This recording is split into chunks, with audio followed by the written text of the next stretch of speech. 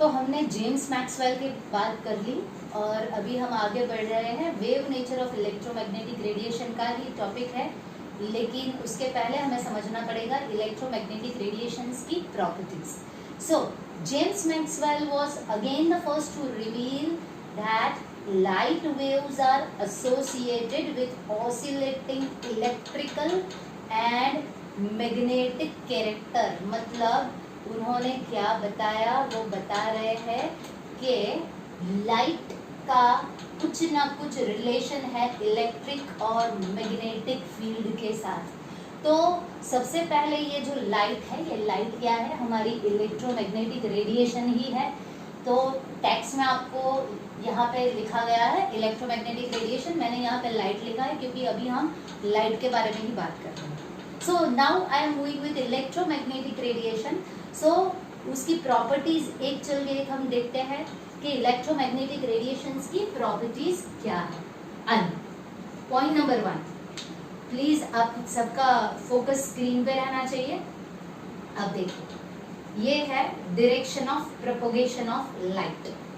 Light इस तरह से ट्रेवल कर रही है, क्लियर है सबको? देखिए, light is moving like this. तो इलेक्ट्रिक फील्ड इस तरह से है, देखिए electric field, this is direction of light, this is electric field, और ये क्या है, मैग्नेटिक फील्ड। तो आप क्लियरली स्क्रीन में देख सकते हैं। अब देखिए प्लीज, ओके, देखिए clear, direction of propagation of light is black. जो रेड वाला है वो इलेक्ट्रिक फील्ड है और जो ग्रीन वाला है वो मैग्नेटिक फील्ड है। ये क्या बता रहा है, अभी मैं पॉइंट यहाँ पे बोल रही हूँ, आपका बिल्कुल भी ध्यान यहाँ पे ही रहना चाहिए। Oscillating electric field and magnetic field, इसकी बात कर रही हूँ, और इसकी ये और ये एक दूसरे के परपेंडिकुलर है।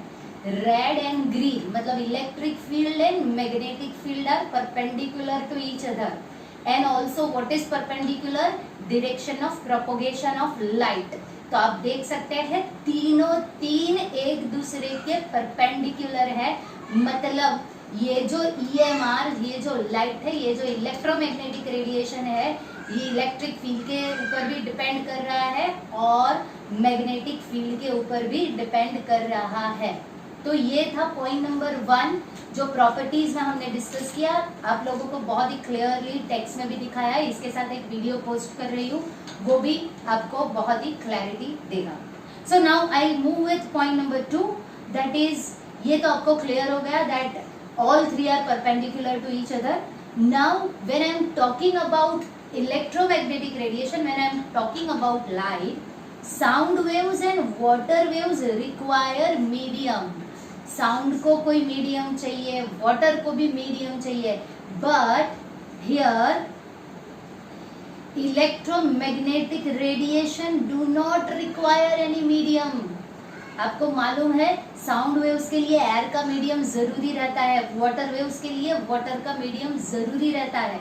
लेकिन when I am talking about light that is electromagnetic radiation do not require any medium, it can also travel in a vacuum. So these are the properties. और ये आपका third point, so now it is well established. ये सारी चीजों से क्या मालूम हुआ कि सिर्फ एक लाइट ही नहीं है, लाइट क्या है, वो तो एक पोर्शन है। मतलब देखिए, so it is well established that there are many types of electromagnetic radiation. Light जो है इलेक्ट्रोमैग्नेटिक रेडिएशन का एक पार्ट है। जैसे आप देख लीजिए, आपके टेक्स्ट बुक ले रही हूँ, ठीक है, मान लीजिए बहुत सारे यहाँ पे पेजेस है। तो लाइट क्या है, इसमें से जो एक पेज अगर मैं लूँ, ये एक पेज, ये पूरा इलेक्ट्रोमैग्नेटिक स्पेक्ट्रम है। एग्जाम्पल, एक बहुत बड़ा स्पेक्ट्रम है और ये स्पेक्ट्रम में एक जो पोर्शन है, एक जो पेज है, वो लाइट है। That is, it is well established that there are many types of electromagnetic radiation which differ from one another in their wavelength and frequency, and it constitutes electromagnetic spectrum. और ये सारे मिलके क्या क्या बना रहे हैं, इलेक्ट्रोमैग्नेटिक स्पेक्ट्रम।